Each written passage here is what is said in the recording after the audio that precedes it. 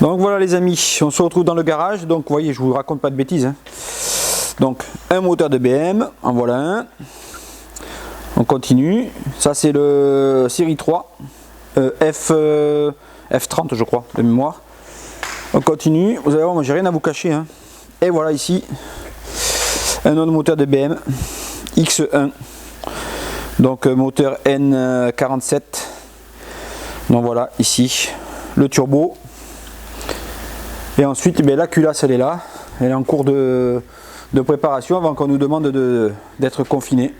Voilà, elle est dans la fontaine. Ici, vous voyez, toutes les pièces sont nettoyées à la fontaine avant remontage. Et après, elles ont droit à un, voire deux nettoyages moteurs sur la chèvre. Donc ça c'est pour le X1, la culasse de X1. Et ensuite, je vais vous montrer quelque chose. J'ai une pompe de BM à remonter sur une 320D. Alors là, vous voyez, j'ai besoin d'un petit coup de main parce que bon, j'en ai jamais fait de pompe de BM et apparemment, bon, c'est une pompe d'occasion et il fallait la caler avant de la démonter. Et comme je l'ai fait démonter par un casseur, il ne me l'a pas calé. Donc j'ai acheté l'outillage qu'il fallait pour la recaler. Donc s'il y en a qui connaissent, mais là par contre, je suis preneur. Voilà, j'ai acheté ce qu'il fallait pour la remonter. Voilà, ça aussi j'ai ça à faire. Ça c'est mon jouet. Donc c'est un peu le dawa, hein, dans le garage. Donc je vous montre le garage, je ne vous l'ai jamais montré. Donc voilà, comme ça vous ne pourrez pas dire que je coupe au montage. Donc si vous avez toute la partie des pièces que j'ai récupérées sur des voitures, parce que ça peut toujours servir sur des voitures qui partent à la ferraille, donc j'ai un peu de tout. Là j'ai ici c'est le coin avec les bombes, le bordel, moi j'appelle ça. Là j'ai un pont de colonnes. Un Verter, là j'ai un pont de colonnes Rava, là j'ai mes étagères avec tous mes coffrets de calage, d'outillage de calage et distribution, j'ai quelques pièces détachées aussi, donc une boîte à vitesse de je sais pas quoi, que j'ai mis en vente. Donc si c'est là tout ce qui est tarot et filière, voilà, et puis là ici c'est le troisième pont que je dois monter, que j'ai pas eu le temps encore de monter. Ça c'est la boîte auto de la... Merde, sur laquelle c'est là, je ne me rappelle même plus. De la série 3. Ouais, c'est la série 3 qui est là. Donc là, on a sorti le convertisseur pour changer le joint SPC, vous voyez, parce qu'il y a un petit suintement. Donc tant que c'est démonté, je vais le changer, ça coûte rien. Ça, c'est la boîte auto du X1. Avec le... comment on appelle ça, le... Ah, je ne me rappelle plus. Vous voyez, pour ce qui renvoie le renvoi, quoi, en fait. Voilà, pour les 4 roues motrices. Ça c'est une boîte à vitesse ici de Fiat, non c'est Alfa Romeo, d'ailleurs j'en cherche une si vous avez ça, c'est une 1,4 litre essence, la boîte est morte, alors apparemment c'est introuvable, donc je vais être obligé de la refaire, ça m'enchante pas mais bon, je vais la refaire. Ici c'est bon, c'est une partie de mon troisième pont que j'ai pas monté. Ça c'est un moteur de BM, pareil, série 3, non série 1 pardon celui-là, un série 1 N47. Voilà, ça c'est un moteur de BM. Ça c'est un autre moteur de BM, série 1 aussi. Vous voyez, dans le sac. En voilà un autre. Et puis je crois que c'est tout. Hein. Je crois que c'est tout, parce que l'autre je l'ai refait, je l'ai vendu.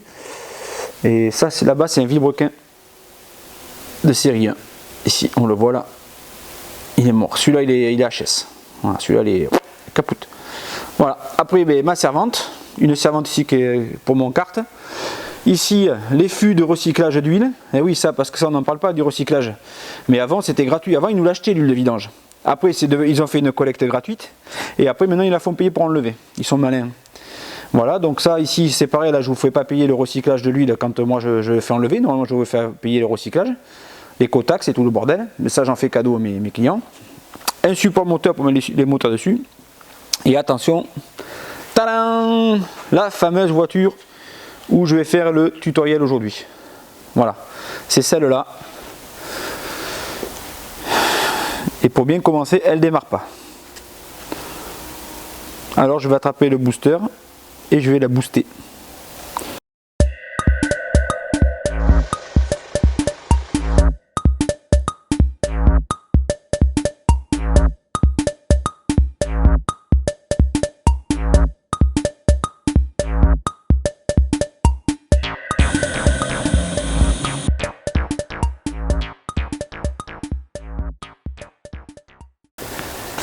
Allez, c'est parti. Donc je vous rappelle, on est samedi, on est en période de confinement et moi je suis là en train de vous faire une vidéo pour égayer un peu votre... c'est quoi ça? Le plus. Donc faites attention à ne pas inverser les pôles. Hein. Il y a des voitures qui vont accepter que vous vous trompiez de pôle, de polarité, mais il y en a d'autres qui ne vont pas accepter. Vous serez bon pour un calculateur, voire 2, voire 3. Donc hop, j'ai branché mon booster, il est chargé et je vais la démarrer. Attention, hop. Loupé. Alors ça c'est bien ces boosters, mais alors c'est une vraie merde. Si la masse est pas bonne, ça galère à chaque fois. Allez, deuxième tentative.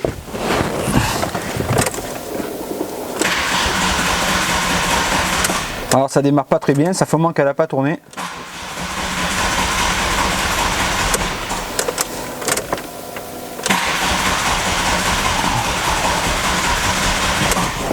Alors, on va essayer de la fermer.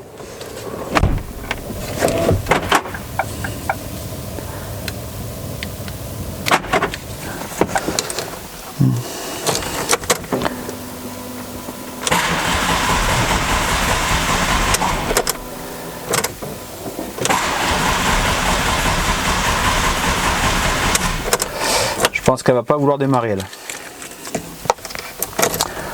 On va changer de clé. Des fois ça peut être la clé qui déconne. Alors, je vais voir s'il n'y a pas une... Parce que là j'ai le voyant qui clignote vite d'un petit démarrage. On va la forcer. Donc la première galère de la journée. Donc pourquoi ça démarre pas cette chose?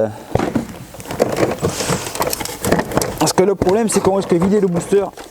Après il va falloir être un bordel, il va falloir que je mette un camion, une batterie, des câbles. Allez hop. On va mettre ça dans le carton de pièces. Ah c'est pareil, j'ai vu une autre question aussi sur internet. Qu'est-ce que tu montes comme kit de distribution? Qu'est-ce que tu... Ben écoutez, moi franchement je monte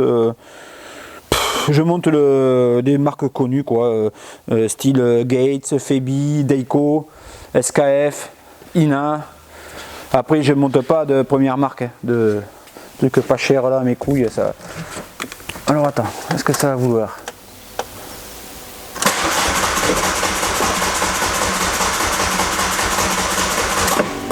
Je crois qu'elle va pas vouloir démarrer. Donc qu'est-ce qu'on va faire? Ben, je vais vous dire ce qu'on va faire. On va mettre un petit peu de zit. On va la démarrer un petit peu au start pilote. Alors moi je vous le dis franchement, j'aime pas faire ça. Mais alors pas du tout. Mais des fois on n'a pas le choix. Des fois on n'a pas le choix. Parce que quand ça veut pas, ça veut pas. Donc bien évidemment j'en ai pas là, faut que j'en aille chercher. Hop. Putain.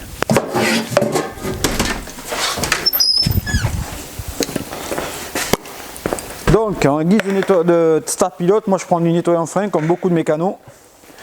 Il faut pas mettre une tonne. Juste de quoi la faire démarrer. La faire péter. Aïe aïe aïe. Donc on défait la durite ici d'admission et on injecte un peu de zit en espérant qu'elle démarre. Parce que tout seul, le temps de faire le tour de la bagnole, tout ça, le temps de s'évaporer.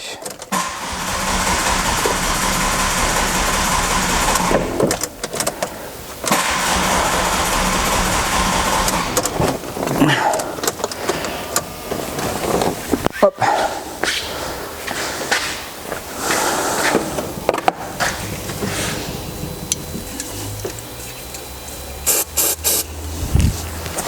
Va bien falloir qu'elle pète. Hein.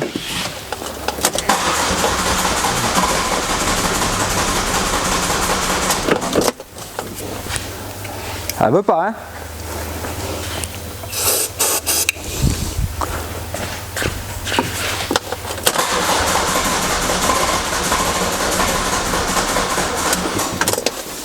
Bon.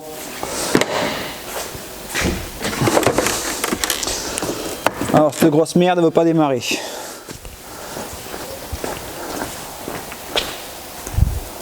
Ah, tu fais quoi toi? Cette grosse merde ne veut pas démarrer. T'es Francky! Ah. Et il t'était un PD l'autre là-bas. Qui? Oh. Alors, ouais. Tu vois, ça commence bien. Je viens pour faire un tuto. Parce que sur la chaîne, ils n'ont pas compris que c'était pas une chaîne de tuto, que c'était une chaîne de mécanique générale. Et de montrer quelques astuces. Donc j'ai quelques petites réflexions en disant ouais, on voit pas tout et tout ça. Donc là, j'étais obligé de leur expliquer que c'était pas des tutos que je faisais. Ah, t'as marqué un titre tuto. Voilà, les tutos c'est de temps en temps. Donc aujourd'hui on va faire un tuto sur la distribution, la courroie de distribution. Si cette salope démarre.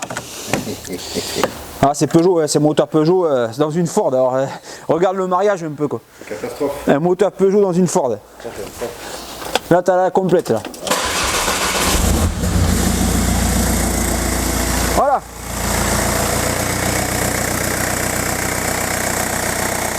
Donc on peut constater qu'il y a pas mal de bulles d'air dans le circuit gasoil. Je vais vous montrer ça. Hop. Là ici il y a pas mal de bulles d'air.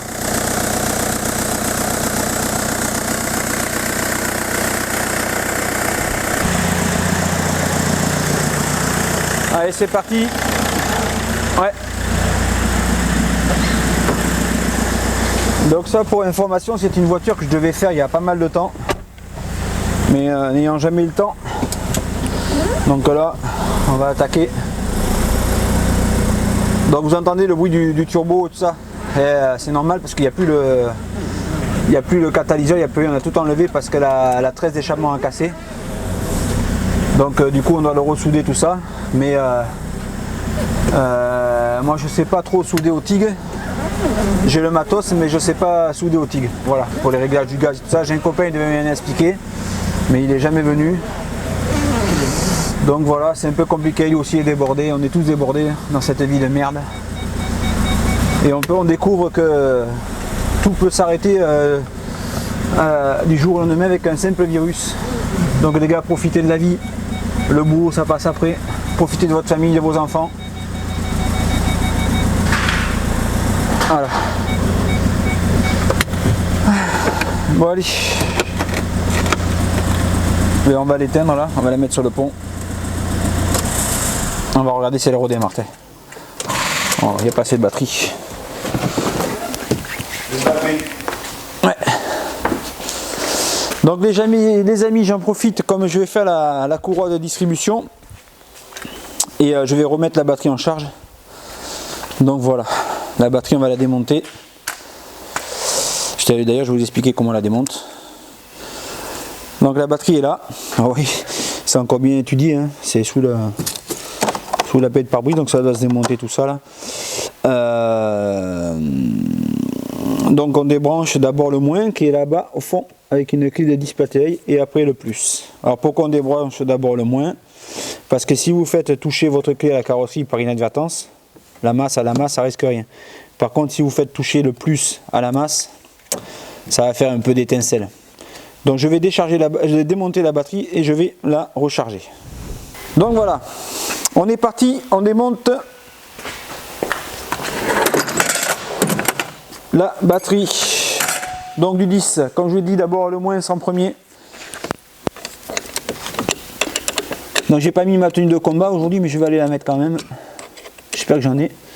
Je ne vais pas tout oublier à la maison parce que moi je suis déboussolé avec ce virus. Alors, toujours il nous dit rester à la maison, maintenant ils disent allez travailler. Restez à la maison, restez confinés mais allez travailler. Sans déconner comme putain. Et je dis rien parce que bon. Mais... C'est filmé surtout. Ouais non mais sans déconner que tu crois dans un sketch quoi. Ouais, restez à la maison, Français, Françaises, restez à la maison. Merde, 8 jours après, allez travailler. Quoi. Ah merde, on fait quoi alors? Ah, j'ai mon papier cul. Ouais. Bon, alors pour faire la batterie, il faut enlever ce plastique. Tac, tac, tac. Voilà, mais là, j'espère qu'elle est ici. Elle est fixée ou elle n'est pas fixée? Non, elle n'a pas fixé celle-là. Elle n'est pas fixée. Bravo la sécurité. Et on sort la batterie. Donc c'est une batterie premier prix, hein. Tekin. Voilà. Allez, on la met en charge. En charge. Donc on en est ici. Elle est là. Le petit chargeur. Donc ici, vous voyez, je sais pas si vous voyez quelque chose. Non, bon, vous allez rien voir comme d'habitude. Voilà, donc si, voilà, vous allez voir. Donc vous voyez, ça c'est un chargeur qui est pas mal. Donc je vous le conseille à vous l'acheter.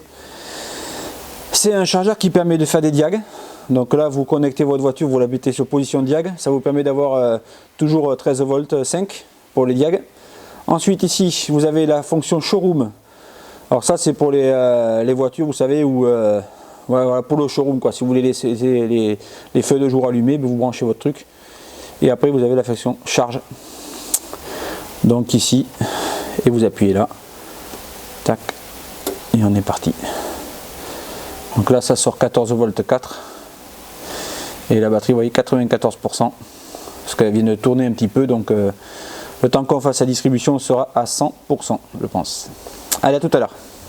Voilà. C'était pas pédagogue là? Là, ça on s'en fout. Alors c'est le GIS Flash 50.12 HF. Je crois qu'il vaut 400 et quelques euros hors taxe, il me semble, de mémoire. Mais c'est un super appareil. Alors les amis, on se retrouve au bureau pour aller voir ce logiciel. Comment on fait une distribution, enfin la procédure pour les puristes de la courroie de distribution.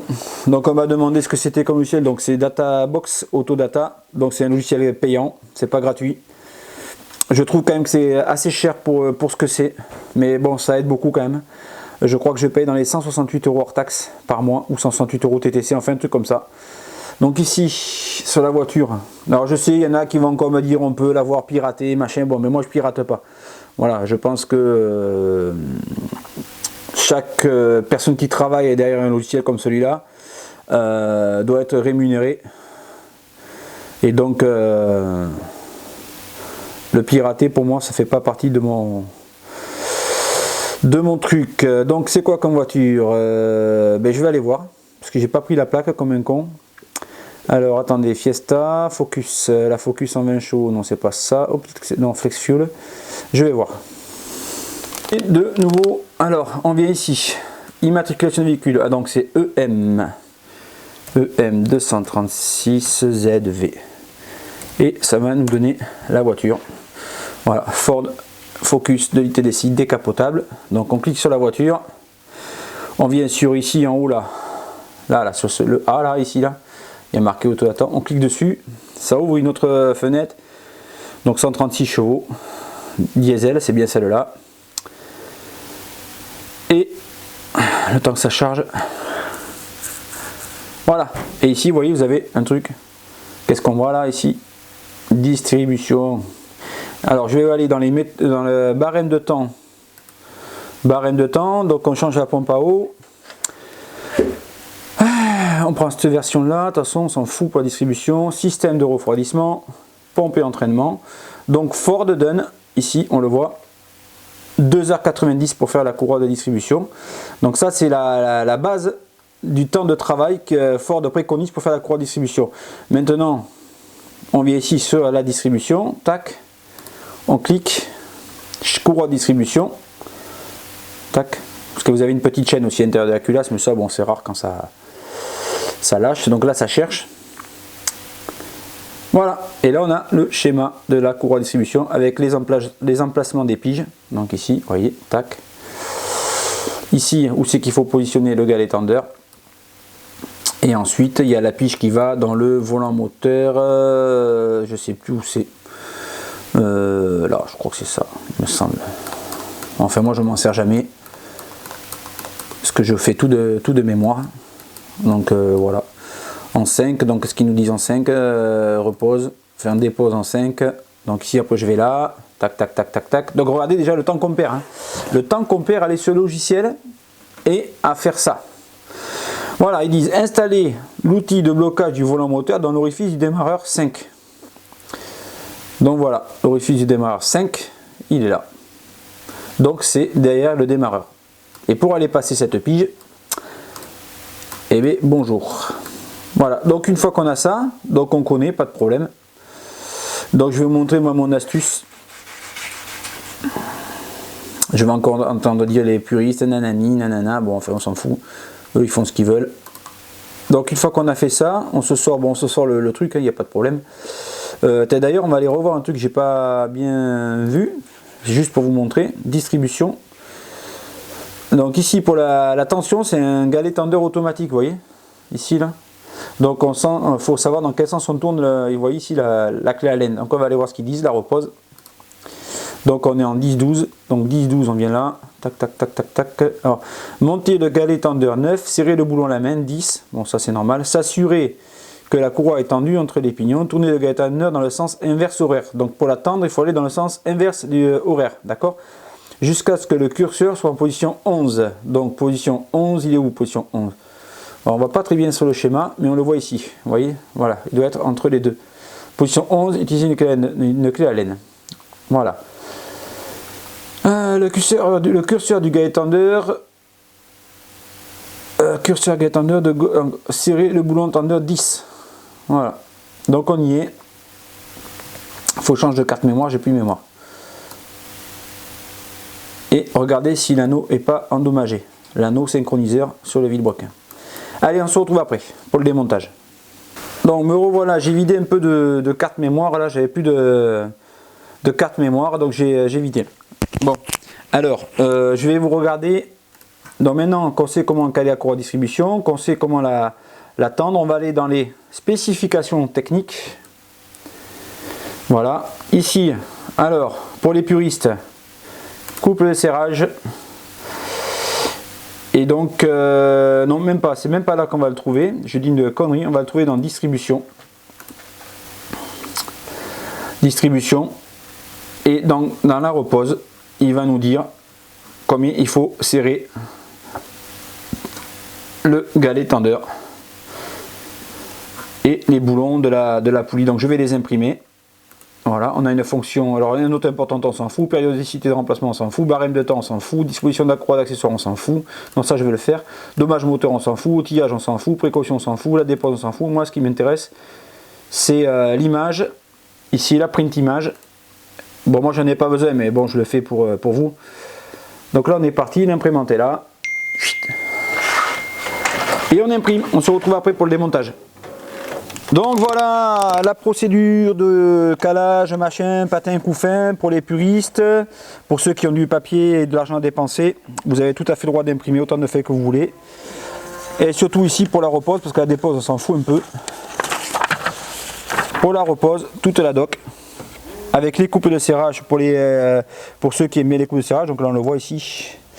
21 Nm pour le galet tendeur de la courroie de distribution. Mais moi je peux vous dire qu'à 21 Nm ça fait 2 kg. Ça fait un peu peur quoi. Donc je serrerai pas, je vais vous montrer comment on fait pour serrer à 21 Nm, mais je le serrerai un petit peu plus fort. Parce que j'ai pas envie de me prendre une distribution dans les dents pour vous faire plaisir. Voilà, allez on met ça là-haut. Je vais me changer et on attaque. La distribution d'ailleurs elle est ici. Hein. Là, ici. Voilà. Donc comme je disais tout à l'heure, un moteur Peugeot dans une Ford, ben, je peux vous dire ça fait un sacré mélange. Ça me fait surtout dire que c'est pas une voiture que j'achèterai. Allez, à tout à l'heure. Donc on continue notre vidéo, on va mettre la voiture sur le pont. Allez, hop. Voilà. Donc ici, normalement sous le pont, vous avez des trucs pour prendre la voiture.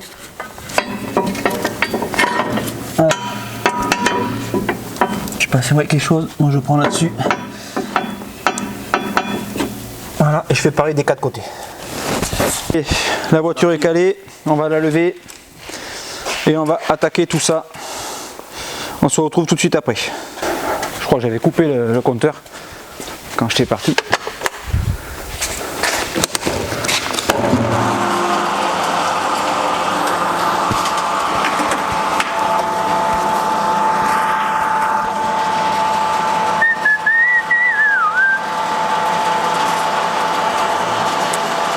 Et on lève. Donc c'est une Focus. De quoi? Non, 2 litres. Perdu, tu me dois 150 balles.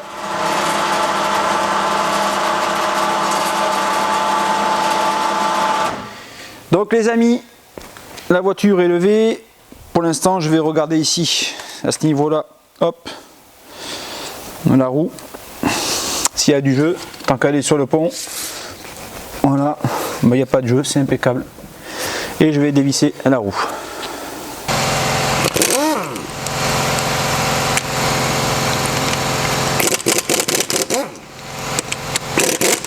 Alors les Ford, ils sont chiants. Avec leur cabochon chromé là. Fait chier à chaque fois avec ça. Ça sert à rien en plus. Alors j'espère que ça vous avait manqué le bout du compresseur. Parce que moi il va pas manquer. Donc, alors Ford, ces abrutis là, ils mettent des caches en inox sur les goujons de roue. C'est une vraie merde leur truc là.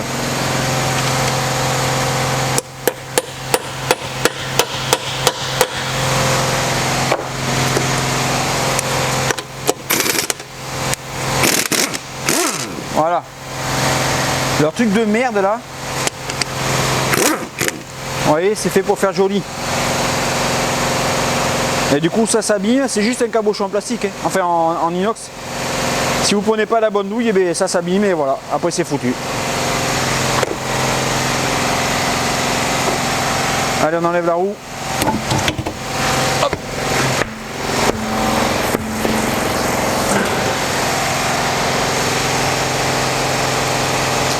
Donc ici, alors j'ai pas de lumière.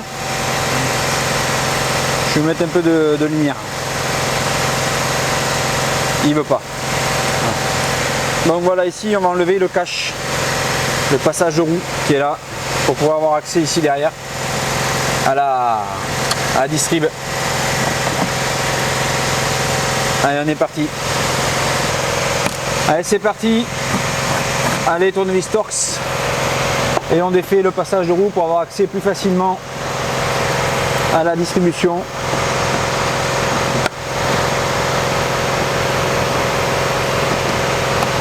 C'est vrai qu'on voit rien ce soleil en contre-jour là. J'aurais dû les mettre dans l'autre sens les ponts. Voilà, une fois qu'on a dévissé, tac, tac, on le sort. Ah, finis bien que ça s'arrête ce compresseur. Et on essaie de mettre sur le côté. Voilà, moi je le mets comme ça. Ceux qui veulent le démonter, vous pouvez le démonter. Mais ça vous fait une surcharge de travail pour rien.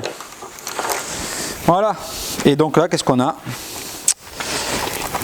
On a ici,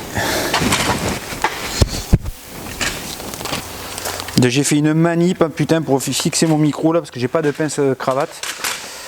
Donc voilà, Amazon c'est bien mais des fois il faut faire gaffe à ce qu'on achète. Donc ici vous avez le compresseur de clim, là ici, la poulie damper, la courroie d'accessoires, ça c'est les tuyaux de direction assistée ici, le capteur PMH qui est là, ici là. Donc lui déjà on peut le débrancher, tac. Et là je vais commencer par en haut, vu qu'il n'y a pas la tôle, on va prendre un clic ici sous le carter moteur avec une cale et on va changer, on va démonter la distrie. Vous voyez, j'ai mis le clic sur le carter moteur là en alu, donc mettez bien une cale ici pour protéger le carter en alu afin de pouvoir enlever le support moteur pour pouvoir faire la distribution. Hop, tape la baladeuse. Je vais démonter le vase d'expansion. Je vais démonter le support moteur ici que vous voyez. Ici là. Je vais sortir les durites de carburant qui sont reliées ici pour pas qu'elles me gênent. Je vais tomber le carter de distribution qui est là. Je vais tomber la courroie d'accessoires que vous avez vu tout à l'heure. Et on se retrouve après une fois que j'aurai fini tout. Donc voilà les amis, le carter de distribution est démonté. Donc on voit la pompe à eau ici là, qui est là. Le vilebrequin avec l'anneau ici de synchronisation. si on peut dire comme ça. Je me rappelle plus ce que c'est exactement le terme exact. Et vous voyez là, ici le galet enrouleur qui est là. Je ne sais pas si vous le voyez là. Galet enrouleur et le galet tendeur à gauche. Allez, ben on va piger le moteur. On va piger le moteur. Je vais vous montrer comment on pige le moteur. Et on se retrouve après. Donc je prépare tout et je vous montre comment on pige le moteur. D'ailleurs, on peut constater la pompe à eau qui commençait à fuir ici. La vis, vous voyez, c'est le rose, c'est des liquide de refroidissement ça. Voilà. Allez, on est parti. J'utilise ça pour faire le filetage là, pour enlever la merde dedans, avec un petit peu de dégrippant WD-40 que je mets dans le trou là. Voilà. Faut pas le faire à sec. Tu peux te décaler un peu s'il te plaît, Francky, parce que je peux pas passer ma tête. Voilà. Et on y va tout doucement pour enlever la merde qu'il y a dedans avec un tarot. Donc ça, je le fais sur les voitures qui ont eu de la loctite pour éviter que la vis se foire dedans. Ça arrive avec la pression de la loctite sèche, et on foire les pas de vis. Et j'ai pas vraiment envie de les payer un vilebrequin en gars. Donc un petit coup de tarot, ça prend pas de temps, ça mange pas de pain. Et c'est le gage d'un travail bien fait ça. On va piger le moteur. Donc ici dans la poulie d'Arbacam, ici vous avez un trou. Et dans le bloc ici vous avez un autre trou ici derrière. Je sais pas si vous voyez quelque chose. Attendez, je vais essayer de passer la caméra. Ah, vous le voyez? Donc ça c'est le trou de la pige pour l'Arbacam. Un trou là, un trou là. Donc là je vais piger le moteur maintenant en faisant tourner les vilebrequins. C'est parti.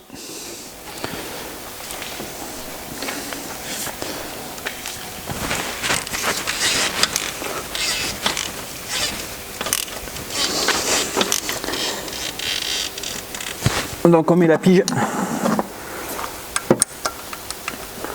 et il faut que ça rentre dans la culasse aussi. Alors j'espère que j'ai pris la bonne pige parce qu'il y a plusieurs modèles de pige.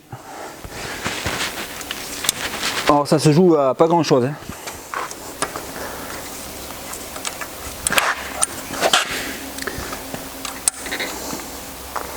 Ça se joue à pas grand chose.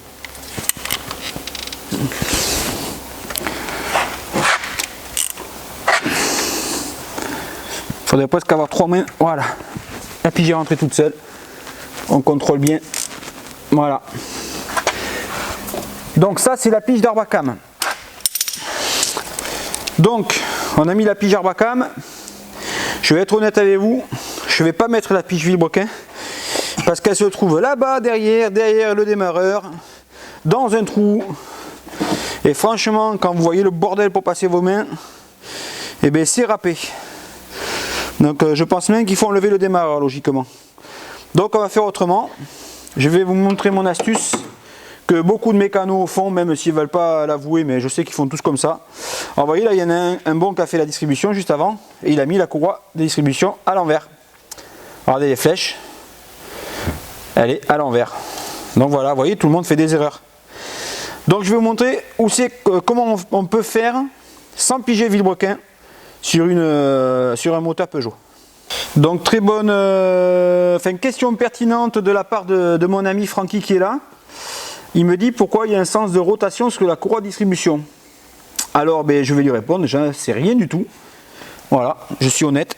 Par contre, si quelqu'un sait, vous pouvez nous l'expliquer. Je pense que c'est une histoire de fabrication, à la fabrication, l'inclinaison des fibres et tout ça, lors de la fabrication de la courroie.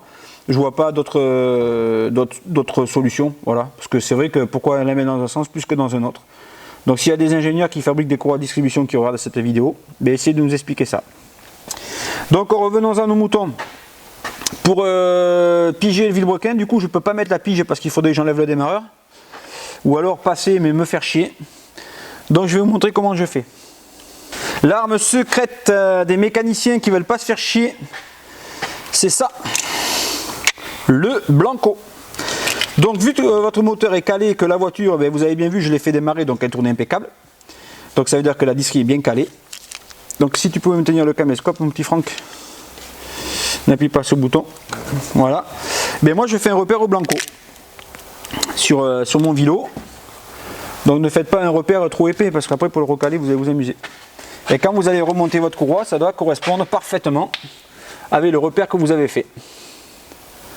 Alors hop, on fait ici. Et sur le bloc moteur. Voilà. Alors moi j'en fais 2 par précaution.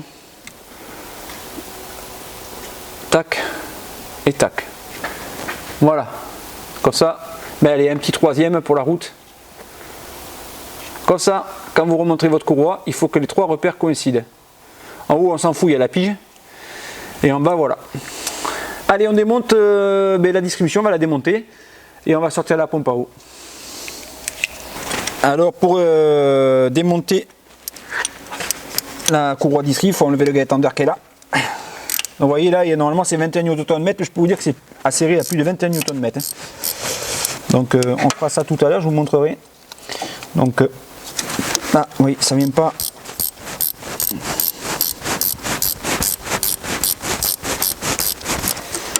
Donc moi je suis un petit peu feignant avec l'âge. Hop.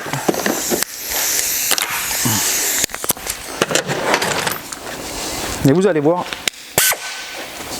la vitesse à laquelle je démonte ça. Voilà, hop, c'est fait. Et là on enlève la courroie de distri. Voilà, la courroie est enlevée. Alors, viens ici toi. Voilà. La vieille courroie de distri. Et après on va enlever le galet enrouleur qui est là dessous avec ce boulon là, ici. Voilà, c'est du 16. Donc là, moi je conseille de prendre une clé platée de 16. Là c'est pareil, il y a un couple de serrage. La particularité de cette vis, c'est que c'est l'enrouleur est prisonnier dans le support moteur. Donc on enlève la vis et vous allez voir, l'enrouleur il va s'enlever tout seul. Il va coulisser en fait. Voilà, hop, vous avez vu. Et le voilà. Voilà le galet enrouleur. Voilà, donc un petit conseil, petite astuce pour savoir où replacer les boulons. Et bien vous les laissez ici là, tu filmes là. Vous les laissez sur les galets, comme ça vous savez exactement quel boulon va à tel endroit. Voilà. Et vous voyez là, la graisse a commencé à partir du galet ici là. On voit que c'est un peu graisseux là. Voilà. Allez, on continue, on se retrouve après. Sous la voiture pour le démontage de la pompe à eau. Donc c'est du 11. Hop, moi je fais avec ça parce que je suis feignant. Hop, vous voyez, ça commence à couler déjà. Il y en a un autre là.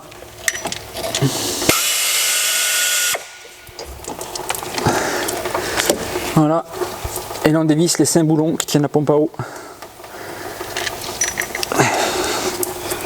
On se retrouve après quand j'aurai déposé la pompe à eau. Alors voici la vieille pompe à eau avec la trace de liquide refroidissement qu'il y avait ici. Donc elle commençait à fuir par le petit trou qui est là. Je ne sais pas si vous voyez quelque chose, je vais vous montrer avec la lampe. Ouais, vous voyez, ça commençait à fuir. Tu filmes où là, Francky? Là, ici, là, ça fuyait dans le petit trou là. Voilà. Donc ça c'est le roulement qui commence à fuir de la pompe à eau. Voilà le joint.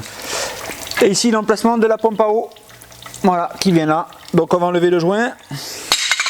Ah, le vieux joint on l'enlève, on ne le garde pas. On va mettre un petit coup de toile émery sur la portée du moteur là. Et on va remonter la pompe à eau neuve. Donc par contre les gars, pensez à bien récupérer votre liquide de refroidissement pour le jeter, parce que je vois qu'il y en a qui le mettent dans la rue. Ils le mettent dans la rue, dans les caniveaux ou dans la pelouse. Ceux qui font un peu de blague, ils le foutent dans la pelouse. Je peux vous dire que c'est très nocif, ça pourrit tout, ça détruit tout et ça pollue. Ce n'est pas pour rien que nous on est obligé de recycler, les garagistes. Donc les gars, pensez à la planète, arrêtez de foutre votre liquide de refroidissement par terre ou dans les égouts, c'est strictement interdit. Merci. Donc voilà les amis, la portée de joint est nettoyée sur le bloc moteur et on va pouvoir remettre la pompe à eau neuve. Ce n'est pas le joint speed de Vilebrequin qui fuit, hein. C'est le carter inférieur, le joint de carter inférieur que je vais refaire plus tard. Donc voilà. Voici la pompe à eau neuve avec le joint neuf. Donc là c'est un joint papier. Moi je préfère toujours les joints ferraille, mais là on a un joint papier. Donc dans la logique des choses, va remonter ça proprement. Donc pour remonter la pompe à eau avec un joint papier, alors si c'est un joint ferraille, je ne mets pas de pâte à joint, mais un joint papier, j'en mets toujours un petit peu. Alors il faut en mettre vraiment léger, hein. Mettez pas une tonne de pâte à joint, ça sert strictement à rien les copains. Juste à engendrer des fuites plus tard. Donc vous voyez, c'est un filet très fin. Voilà. Alors moi j'utilise la pâte à joint Wurth, la noire elle est très bien, celle-là ça fait des années que je l'utilise. Ce n'est pas un placement de produit parce que je peux vous dire que Wurth c'est des radins. De plus en plus, ils font jamais de cadeaux. C'est très rare. Mais bon, j'aime bien ce produit donc je le prends chez eux. Voilà. Donc vous voyez, un léger filet, mais vraiment léger. Voilà. Je positionne mon joint neuf. Tac. Voilà. Filme pas trop près, Francky, ça sert à rien. Les gens ils ont le droit de voir le bordel à côté. Et une fois que le joint est posé, ben, je remets un léger filet de pâte à joint aussi de l'autre côté. Alors vous voyez, il n'y en a pas des masses. Hein. Il n'y en a pas des masses, ça sert à rien du tout dans mes 3 tonnes. Voilà, un petit filet de pâte à joint. Sur une pompe à eau toute neuve, je crois que c'est la marque, c'est SKF. Très bonne marque SKF. Ils font des roulements, ils font un peu de tout. Ben, ils sont obligés de se diversifier maintenant. Voilà, pompe à eau SKF. Allez hop, je remonte. Donc je remets la pompe à eau en place. Je fais bien attention à ce que mon joint ne bouge pas. Et ce que les trous tombent en face des trous pour pas abîmer mon joint papier. Parce que maintenant, ils ne vendent plus les joints séparément. Maintenant, ils vendent la pompe à eau avec le joint. C'est-à-dire que si tu niques le joint, ben, t'es niqué. T'es obligé de remettre une pompe à eau neuve. Et alors là, j'ai fait prendre les boulons, j'ai centré mon joint, j'ai centré ma pompe à eau. Il me reste 2 boulons à mettre. 2 vis à mettre. Voilà. Et ensuite, une fois que tous les boulons ont pris, et bien on resserre la pompe à eau. Ne serrez jamais un boulon par un boulon parce que vous avez 9 chances sur 10 que ça ne tombe pas en face des autres trous. Hein. Ça c'est sûr. Voilà. Toutes les vis sont prises. Voilà. Et là on serre la pompe à eau. Alors vous ne serrez pas trop fort hein, puisque c'est un joint en papier. Donc il doit y avoir un couple de serrage qui doit être de l'ordre de 15 Nm je crois, je pense. Moi je le serre à la clé. Voilà, je rapproche mes boulons. Voilà. Vous voyez, je serre en croix pour que la pompe à eau se mette bien en place. Voilà. Une fois que ma pompe est serrée, je vérifie que ma pompe à eau tourne. Ça, c'est très important. Parce que des fois, il y a plusieurs diamètres de turbine. Une fois que ma pompe à eau tourne, je peux faire le serrage définitif. Donc là, je serre ma pompe à eau et on se retrouve après. Donc voilà les amis, c'est remonté, c'est propre. Et la pâte à joint ne dégueule pas de partout. Comme je peux voir souvent sur certaines bagnoles, il y a la pâte à joint partout. Donc là c'est nickel. Allez, je remonte la courroie de distrib et on se retrouve après pour la procédure de réglage. Donc ensuite je passe ma courroie de distrib, je la mets en place. Tac tac tac, donc c'est la bonne. Et je vais venir installer le galet tendeur qui est là, le neuf. Tac, donc on met toujours des galets neufs. On reprend la vieille vis puisqu'il n'y en a pas de fournie donc on n'est pas obligé de la changer. Et celle-là, je mets toujours un petit peu de frein filet parce que vous voyez, j'ai confiance mais à moitié.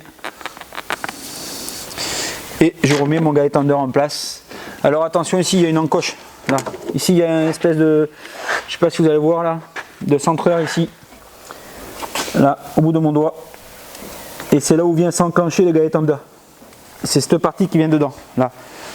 Ici, cette partie là. Voilà. Allez, je mets en place. Bon, je vais renlever la croix, c'est quand même gêné.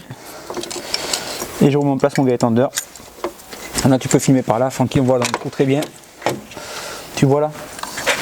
Oui, c'est bon. Et donc, ce galet tendeur vient là-dedans. Tu devrais faire peut-être un zoom sur. Qui voit bien. Non, c'est pas bon, on voit pas. Moi, je vois pas en tout cas. Non, tu vois pas là? Tu enlèves ta lupiote. Non, c'est là, il faut filmer. Voilà. Là, ici, là. Voilà, c'est ça que je vous parlais. Oui. Voilà. Allez, on se retrouve après. Les amis, pour tendre la courroie de distribution, il faut tourner sens inverse des aiguilles d'une montre ici avec la clé Allen et mettre le curseur entre les deux trous là, ici là, entre les deux pattes. Donc on y va et après on serre à 21 Nm. Donc on est parti, on tend la courroie de distribution, donc la clé Allen et on tourne sens inverse des aiguilles d'une montre et vous allez voir le petit curseur qui va bouger. Tac, vous le voyez bouger. Essaye de te décaler un peu vers là-bas, Francky, qui voit bien. Derrière la courroie là. Donc hop. Putain de baladeuse de merde. Là. Non, elle a décidé de nous faire chier aujourd'hui. Voilà.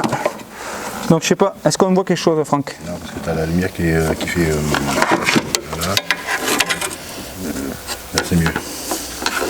Donc excusez-moi, hein, c'est un peu la merde, la mécanique, on passe pas les mains déjà. Et donc vous voyez la petite pointe, vous la mettez entre les deux pattes en ferraille. Et une fois que vous y êtes, vous maintenez la clé Allen et vous serrez la clé dynamométrique, comme précisé par le constructeur, à 21 Nm. Hop, je serre. Tac, vous avez entendu? Tac, c'est bon. Et là, c'est censé être serré. Voilà. Allez, je remonte les carters en sens inverse. Donc d'abord, je vais faire tourner 4 tours. Je vais faire tourner 4 tours le moteur à la main, voir si la courroie de distribution ne se décale pas. Comme ça, on est sûr que tout est aligné, que tout est parfait. Donc tout est remonté, les galets sont serrés, la courroie est bien mise, la pompe à eau est fixée. Donc je fais mes 4 tours moteur à la main avec une clé de 22 et le cliquet. Et je fais 4 tours moteur pour voir que ma courroie ne se désaligne pas. On se retrouve tout de suite après. Et voilà les amis, j'ai fini de remonter la distribution. Donc j'ai remis le vase d'expansion, j'ai refait le circuit de refroidissement, j'ai remis du liquide. Le niveau va se faire, je vais la faire tourner. J'ai remis la batterie en place. Voilà, je l'ai chargé. Et donc maintenant on va procéder au premier démarrage. Allez go! Voilà. Donc elle le cale parce que j'ai débranché les durites de gasoil tout à l'heure pour pouvoir faire la distribution.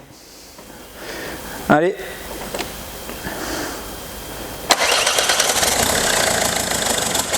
En plus les Ford sont quand même assez capricieuses à réamorcer. Vas-y.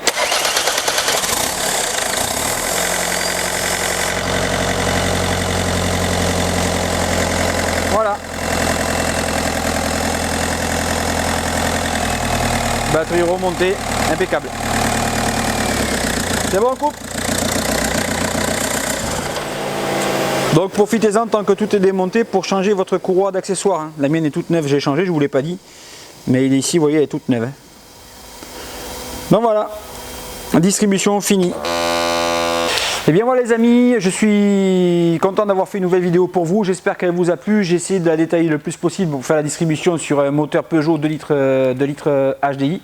Le 136 chevaux qui se monte sur Ford et d'autres voitures. J'ai plus beaucoup de batterie, donc je vous remercie encore mes abonnés. N'oubliez pas pour ceux qui arrivent juste de vous abonner. Je vous dis ciao, bye bye, à bientôt pour une nouvelle vidéo. Voilà.